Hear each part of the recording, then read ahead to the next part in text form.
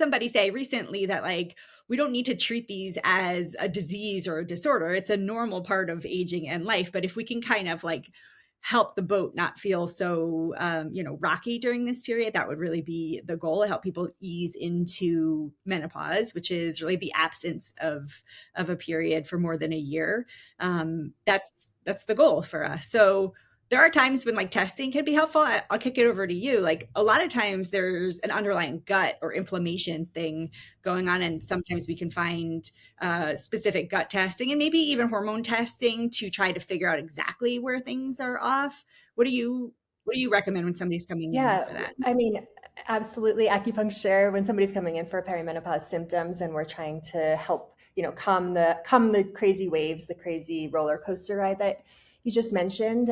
But looking at lifestyle and food and nutrition, if we can just like neutralize things a little bit and calm things down, quiet the noise a little bit, people oftentimes feel a whole lot better. So things like alcohol, huge one for sleep disruptions, night sweats. So if somebody's drinking all the time, before bed and then having these horrible nights of sleep and then it's ruining their next day. It's also affecting what they're eating the next day, affecting how they're moving their body, their mood. So anxious. Then yeah, then we want to get to, things change with age. Unfortunately, the one or two drinks before bed on a, even Saturday night might not hit the same as it did in your early 30s. And so it's also adapting your lifestyle behaviors to the current phase of life that you're in.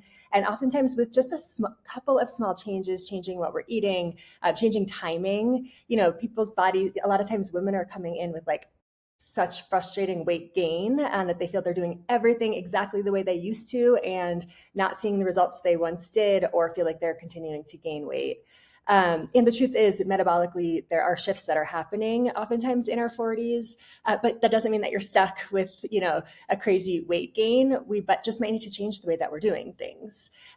So giving people new tools that also don't feel so restrictive, like that is never the goal. I'm always thinking at what cost are we trying to support someone in, losing weight or getting to a goal weight that no longer fits in this current like life stage that you're in. But also we want people to feel great. That's something that's so important to me of like, it really, really comes down to like your confidence, your mood. When you don't feel good in your body, even if it's for a couple of days or if it's like been for a year, it just slowly, you're walking through your day not feeling amazing. And so that's what I'm always after of like, okay, even on let's put weight to the side for a second and try to get all the lifestyle behaviors aligned, get you, meditating in whatever way feels good for you. If that's a moving meditation, if that's a coffee meditation, I love sitting just quietly with a cup of coffee in the mornings. And so where can we find those moments of slowness and stillness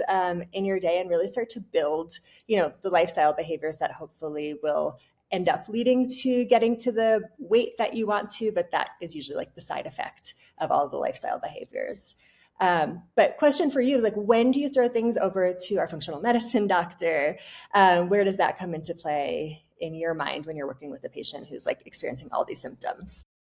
Yeah, that's a great question. I just wanted to go back to one thing you just said too, because you remember when we went to that conference out in Big Sur, like a food as medicine conference, and it was probably my first experience really learning about perimenopause and menopause in this more holistic approach. And one of the lecturers was talking about how like the biological reasons behind weight gain during menopause, or perimenopause, that your body's trying to use stored fat to help with more estrogen production as that decline, but also that it's like some wisdom from Mother Nature as we get old and our bones get a little more frail. It's more easy to break a bone. So we get a little more cushioning around there. And that maybe we don't need to think about weight gain always as a problem, but it might be something that's really, has a reason behind it. And to your point, the question's always like, how do you feel? If somebody's feeling sluggish, tired, we're going to work on that. If their digestion is feeling off, we're going to work on that too. And sometimes these other issues resolve, but weight loss is not always the primary thing. But the functional medicine piece we love because now we have somebody on our team who's a medical doctor trained in internal medicine, but really has moved her own lifestyle and practice from hospital-based care to this like lifestyle approach, really trying to look under the hood to help people, especially with chronic long-term illnesses or just haven't felt good for a long time and haven't been able to find the answers.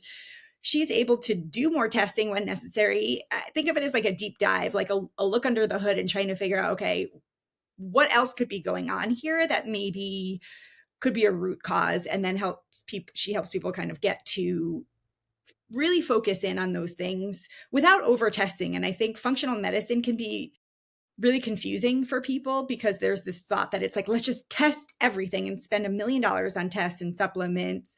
And that really isn't helpful for people. In fact, like that much testing for a lot of our clients, especially who are already feeling stressed out, is so stressful because the more you test, the more you're going to find. And there's not one human around here that has absolutely perfect labs in every way. Things are going to be off. And labs are also, we have to remember, like a snapshot in time. So things really can change based on what's going on in your life. And inflammation markers can be up for reasons that like our body's trying to deal with something and they come back down. So we try to like take that fear factor away from labs too, and really guide people towards, let's look at this, and then let's look at this. And of course, like the patient, the client, the person walking into our space is always going to guide the conversation. If they want to get everything done and they feel really strongly about it and confident that that will help them, then of course, like that's something that's a really important part of the conversation. If somebody has a lot of health anxiety already, we're doing all of these tests are going to really create a mental health problem, then that's not the solution either. So I don't know. I think what's so special at Indigo is like, we'll have somebody come in and we'll have these conversations every week about like, hey, we have this person that came in with this. Like, what do you guys think? It's a real sort of like roundtable discussion, trying to figure out who on our team might be the best support for that person at the moment. And again, that's a conversation that's led with the patient or client too. Like, what are they interested in? What are they open to? What are they looking for? And then we take it internally and we try to figure out a plan for that person. So if testing is a piece of it, if nutrition and gut health is a piece of it, I would say with you guys, with our nutrition team, a lot of times it's somebody's like, I know what to eat. I just need like an accountability buddy. I need a cheerleader to check in with every week and be like, yes, you're doing great. And also like, we need to be humans and like living and finding joy in our lives. And that might mean like, oh my God, the World Cup on Friday and the Knicks on Saturday, 2 late nights, not great food, probably too many drinks for people. Like I did not feel great on Sunday, but I had so much fun, and that's okay. Like we want people to have resiliency more than anything else, right? Be able to go out and enjoy their lives and then figure out how to like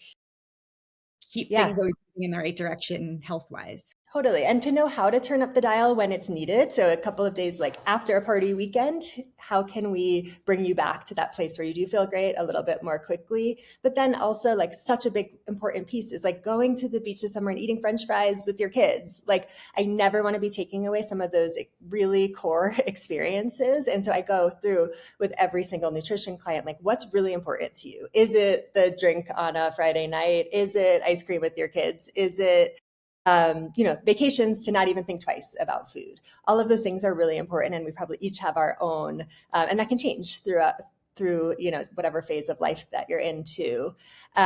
So yeah, I think that puzzle piece of it is what I hope makes our nutrition really, really different. Of like, we will of course give you a game plan that feels really structured, as it'll meet you exactly where you are, and trying to optimize things too. Of course, we want you're coming in because you want to feel better, do better, look better, whatever it is. And I think a lot too, like there's nothing wrong with some vanity in here too. I think that's kind of got pushed to the side a lot, but like you're allowed to want to feel like you look great too.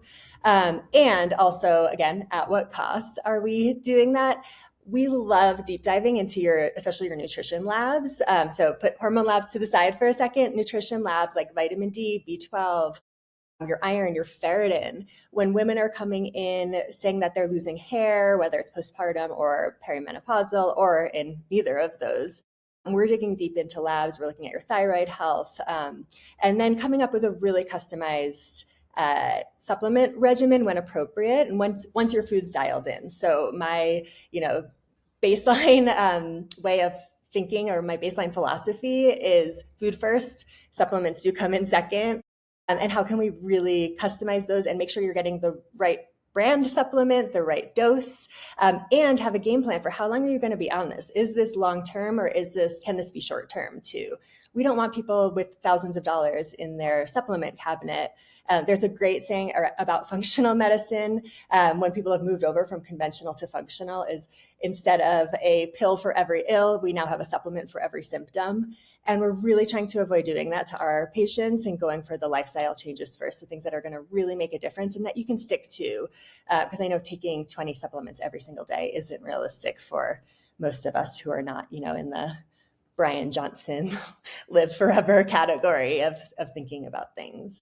Yeah, I love that. I think it's a very practical, realistic approach that we all take at Indigo. And to your point, we don't ever want people to feel deprived. And I think sometimes people are surprised when they come in. I had a woman last week who the very first thing she said to me when she sat down was, please don't take my coffee away from me. I love my morning cup of coffee. And I was like, what? I would never take I love my morning cup of coffee too. But can we use that cup of coffee as a moment of mindfulness? Can you hold it and feel the warmth in your hand and try to create this? If this is the thing you love, then cool. If there are other things in your life that we can replace or upgrade or sort of push out of the way, maybe the daily ice cream is too much and you have gut symptoms that we're really trying to get ahead of, then can we put in some fruit in there? Can we try to find things? And can we try to figure out why you're craving sugar all the time? A lot of times that's a stress response. Our body's like, I am stressed. I need a quick source of energy. And of course, sugar and carbs are going to do that. And the more sugar you eat, the more you crave. So we're always just trying to kind of untangle the knot. And to your point, meet people where they are and get them to the goal that they want. We always used to joke, the end goal is not to say on your gravestone, she drank green smoothies every day. The goal is to be she lived an amazing, full, vibrant life and felt well enough to do those things. So whatever that looks like for the person in front of us, that's where the conversation goes.